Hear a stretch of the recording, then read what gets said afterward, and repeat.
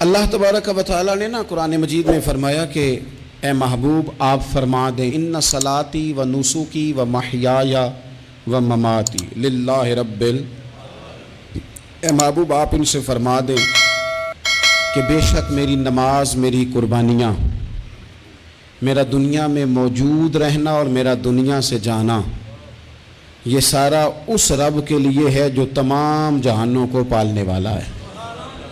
اپنی زندگی کے اندر مفہوم زندگی کا یہ بنا لیا جائے کہ جو کام بھی کرنا ہے وہ خلوص کے ساتھ کرنا ہے۔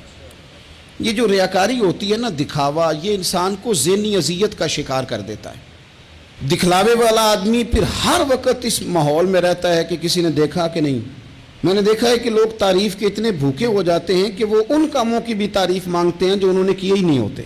آپ جب للہیت والے ہو جاتے ہیں، عاجزی والے ہو جاتے ہیں، خلوص والے ہو جاتے ہیں، جب آپ کا دل اپنے رب سے جڑ جاتا ہے اور آپ کو چھپنے کا دل کرتا ہے، تھوڑا سائیڈ پہ ہونے، وہ شہرت سے بچنے والا پیچھے پیچھے رہتا ہے، اور میرا جی چاہتا ہے ساری غزلیں اس پیارے کے نام کریں۔ ایک ٹائم آتا ہے کہ انسان جگہ ڈھونڈتا ہے کہ میں کہیں چھپ جاؤں، کہیں اکیلے بیٹھ کے رب کو یاد کروں۔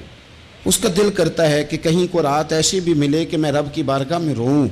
کبھی وہ اپنی مجبوریوں پہ رونا چاہتا ہے کہ مالک فلاں چیز کیوں نہیں، اور کبھی اس کا اس بات پہ رونے کو دل کرتا ہے کہ میری تو اتنی اوقات ہی نہیں، میری تو اتنی حیثیت ہی نہیں، میں تو اس قابل ہی نہیں۔ اس پر بھی رونے کو جی چاہتا ہے۔ ریاکاری، دکھلاوا، تصنع، بناوٹ، تعریف کی خواہش، یہ انسان کے دل میں کھٹکتی ہے، سوئی کی طرح چبھتی ہے۔ اگر بندہ مخلص فی الدین ہو جائے تو پھر ان سارے تکلفات سے جب وہ بچتا ہے تو وہ محسوس کرتا ہے کہ زندگی آسان ہو گئی۔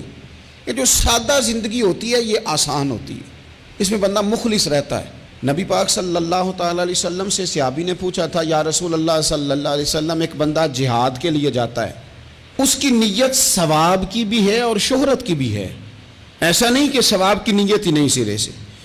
اس کا خیال یہ ہے کہ مجھے اللہ کے حضور سے اجر بھی ملے گا، اور چلو جب میں جہاد کروں گا، مجاہد بنوں گا، تو پھر میری شہرت بھی ہو جائے گی۔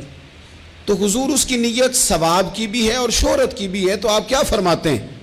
تو نبی پاک صلی اللہ علیہ وسلم نے فرمایا چونکہ اس کی نیت ساتھ شہرت کی بھی ہے، لہذا اسے جہاد کرنے پر کوئی ثواب نہیں ملے گا، جہاد پر کوئی ثواب اسے نہیں ملے گا۔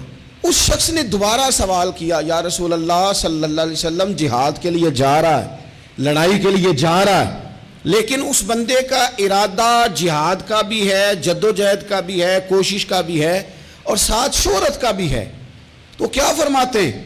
تو محبوب نے فرمایا چونکہ اس کی نیت ساتھ شہرت کی بھی ہے، اسے جہاد کا کوئی ثواب نہیں ملے گا۔ اس نے تیسری دفعہ عرض کی، حضور اس کی نیت شہرت کی بھی ہے اور جہاد کی بھی ہے، تو کیا حکم ہے؟ تو محبوب فرمانے لگے اسے جہاد پر کوئی ثواب نہیں ملے گا، ثواب اسے تبھی ملے گا جب وہ خالص اللہ کی رضا